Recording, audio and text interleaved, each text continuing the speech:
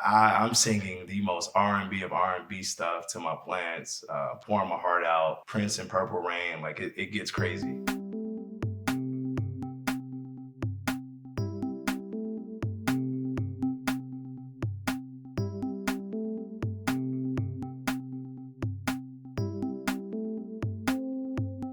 Hey everybody, I'm Jamal Akakpo, also known as the Ghana Plant Dad. I'm a bit of a plant enthusiast, focusing heavily on houseplants and plant care.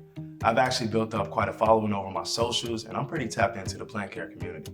On my platform, I like to key in on the basics of houseplants, everything from the different types of plants that there are, to plant care methods, and the benefits of having plants.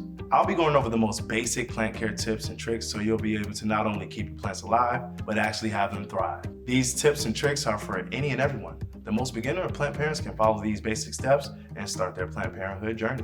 Houseplants in general have so many benefits. Improving air quality, reducing stress levels, sharpening one's attention, and they can be very therapeutic. There are also aesthetic benefits that houseplants have.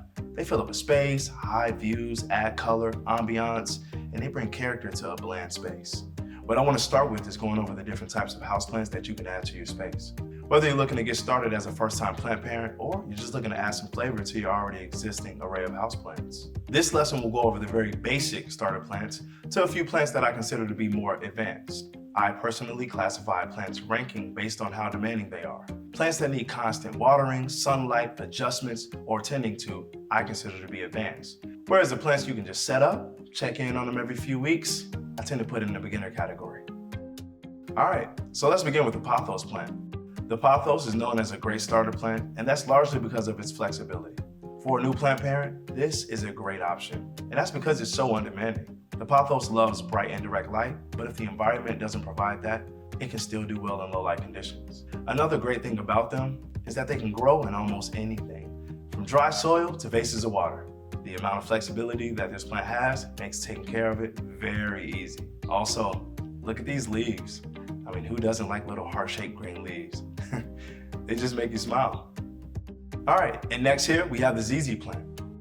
Now the ZZ is popular because it is a good starter plant, easy to take care of, but people really love it because of its small glossy leaves and overall how aesthetically pleasing it is. The ZZ plant has some swag about it, and I personally think it's because how independent it is.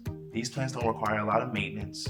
They need medium to bright indirect light, but low lighting conditions are okay because they'll do fine.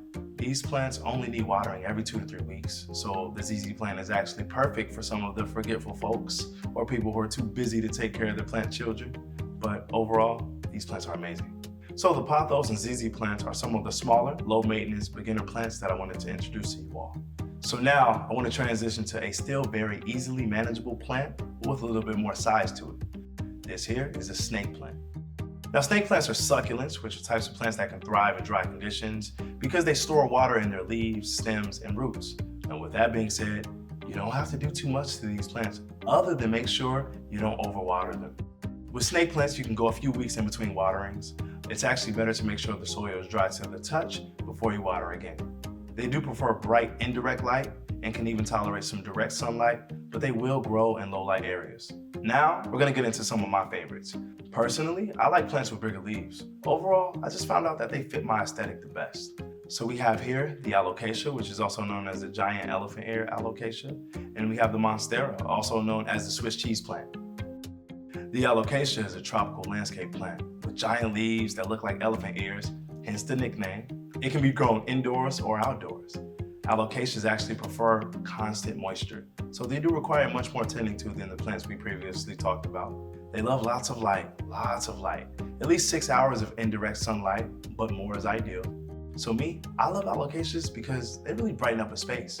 They add so much height, texture, and they just give a true tropical feel.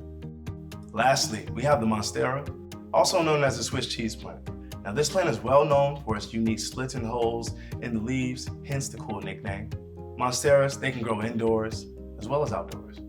They tend to thrive in bright to medium indirect sunlight, but can withstand direct sunlight once acclimated to the environment. Ideally, you want to water Monsteras every 1 to 2 weeks, and they tend to prefer high humidity, but can adapt to some dry conditions also. No matter what type of plant or plants you decide to start caring for, you'll be sure to experience the benefits right away. they have an amazing impact on your life. And the journey you go on being a plant parent is super rewarding. Once you start, there's no way that you're gonna go back to the pre-plant life. Trust me.